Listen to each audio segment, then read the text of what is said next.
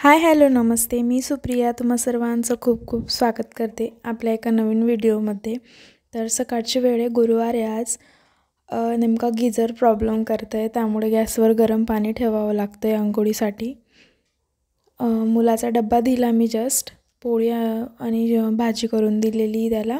त्याच्यापुरता स्वयंपाक केला होता. मग त्यानंतर अंघोळ पाणी करूया म्हटलं, तर बघितलं तर गिझर चालूच होत नाही, नाटकं करतं आहे खूपच. तर त्याच्याकडे पण बघावं लागेल थोडंसं. तर म्हटलं आता गरम पाणी गॅसवर ठेवून देते, तोपर्यंत काय करायचं, कारण लहान बाळ आहे माझं, ते उठू शकतं. त्यामुळे पटापट जेवढं वेळ मिळतो तेवढं मला काम करून घ्यावं लागतं. तर सोबतच मी गॅसवर दूध पण गरम करून घेतले मग त्याच वेळी. आणि जे काही किचन ओट्यावर पसारा होता तो आवरते हळूहळू.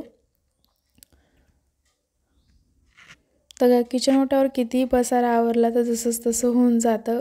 कारण आता आहे ना, कसं झालेलं आहे, लहान मुलगा आहे त्यामुळे मला अगोदर त्याच्याकडे बघावं लागतं. तो उठला म्हणजे त्याला घ्यावं लागतं. त्यामुळे जेवढं कामं पटपट होतील, जसं होतील तसं करावे लागतात. आणि कधीकधी हातातले कामंही सोडावे लागतात. त्यामुळे थोडासा पसारा असतोच आता माझ्याकडे, म्हणजे घरात किचन ओट्यावर वगैरे असं. तर म्हटलं आता हाय टाईम, किचन ओट्याचा पसारा आवरून घेतला थोडा बहुतेक मी. तर होता टाईम तर मी पटकन आता शेपू पालकची भाजी बनवते मी. तर साधी सिंपल बनवते मी. तर त्यामुळे म्हटलं आता पालक सुवून घेऊया आपण. मग तिला स्वच्छ करून घेते आता हळूहळू.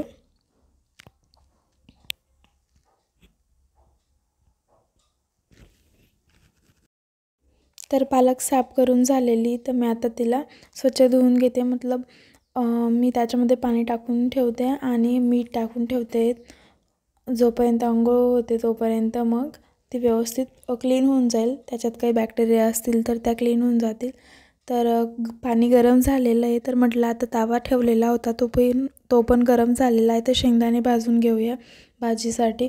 तर जास्तीचेच भाजून घेतले मी, पुन्हा पुन्हा भाजायला वेळ मिळत नाही त्यामुळे. तर मी आठवड्याची कामं कशी करते हा नक्कीच व्हिडिओ तुम्हाला दाखवणार आहे. येईलच लवकर तो व्हिडिओ.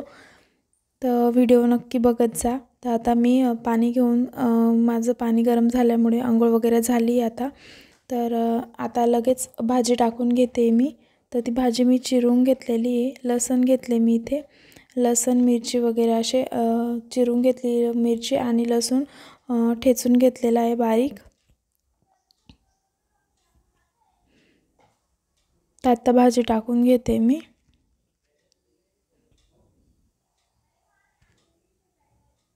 जिरं टाकून घेतलं, मिरची टाकून घ्यायची, लसूण टाकून घ्यायचं आहे ठेचून.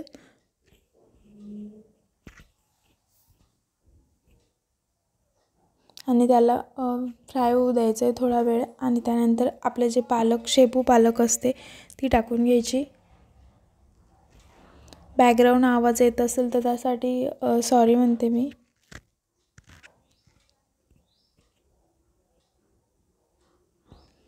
तर ते मस्त तेलात कलसून घ्यायची आपल्याला. आणि त्याच्यात मी थोडीशी हळद टाकलेली आहे आणि झाकण ठेवून द्यायचं आहे बारीक गॅसवर. तर तोपर्यंत मी हे शेंगदाणे आहेत त्यांचे साल वगैरे काढून घेते आहे. अर्धवट साल काढून घ्यायचे आणि ते साफ करून घ्यायचे.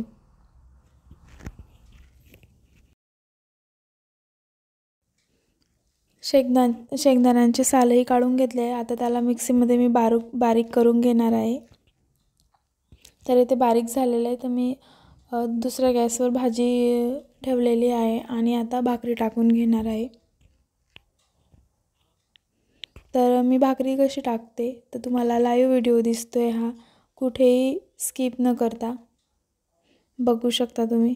तर तुम्हालाही भाकरी अशा पद्धतीने जमता का, तर मला नक्कीच कमेंट करा. आणि नसेल जमत तर मी जसं व्हिडिओमध्ये दाखवलं आहे तुम्ही थोडं तसं ट्राय केलं तर तुम्हाला नक्कीच व्यवस्थित भाकर जमणार आहे. आणि खूप छान पद्धतीने फुलते ती भाकर अशा पद्धतीने केल्याने. थंडच पाणी घेतलेलं आहे मी, कुठलंच गरम पाणी वगैरे नाही घेतलेलं आहे भाकर वळण्यासाठी.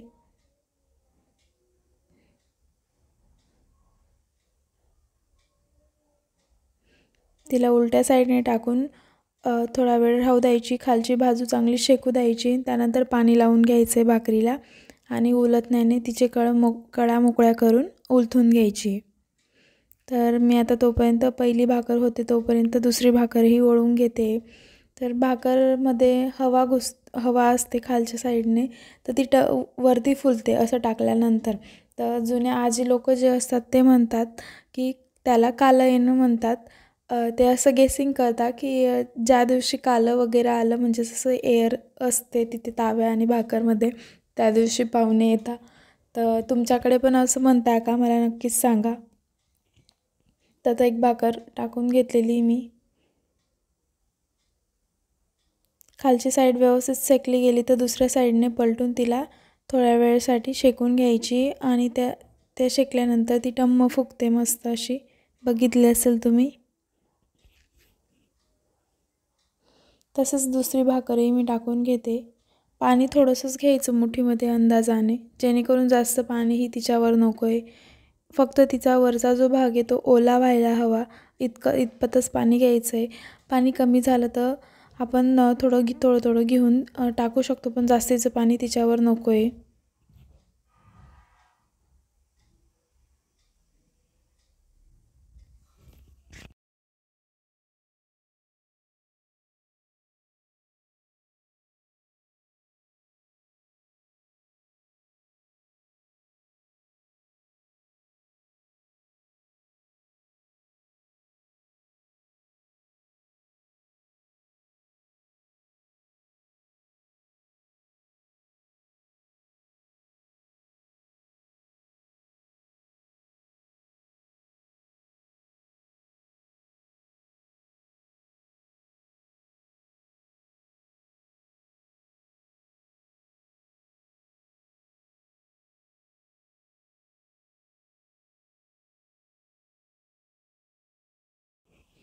तर इथे भाकरी टाकून झाल्या आहे माझ्या.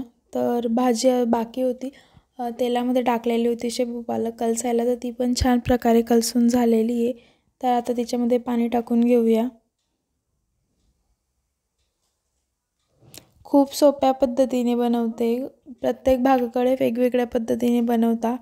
मीही वेगळ्या पद्धतीने बनवते, पण हल्लीला अशा पद्धतीने बनवते, खूप सोप्या पद्धतीने. खूप छान लागते आणि भाजी. शेपू असायला हवी, नाहीतर बडीशोप पण असते तर एवढी चविष्ट लागत नाही ती भाजी. बडीशोप राहिली की गुळचट लागते ती. शेपू छान प्रकारे म्हणजे चव देते त्या भाजीला, शेपू पालक मिक्स.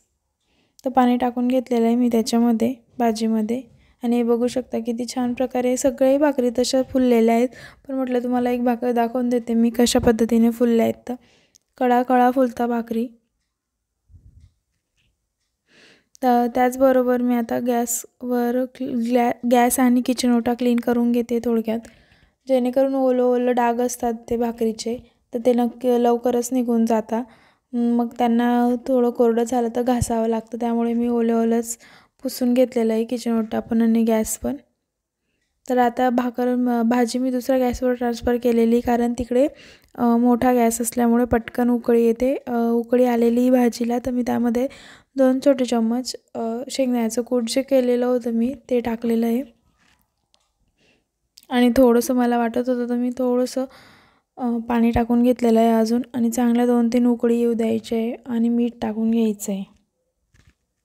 तर तुम्हाला व्हिडिओ कसा वाटला तर मला नक्कीच कमेंट करून सांगा. आणि नेक्स्ट व्हिडिओमध्ये मी तूप कसं बनवते हे दाखवणार आहे. तर व्हिडिओ शेवटपर्यंत बघितल्याबद्दल तुम्हा सर्वांचं खूप खूप धन्यवाद. आणि नेक्स्ट व्हिडिओ पण नक्कीच बघा.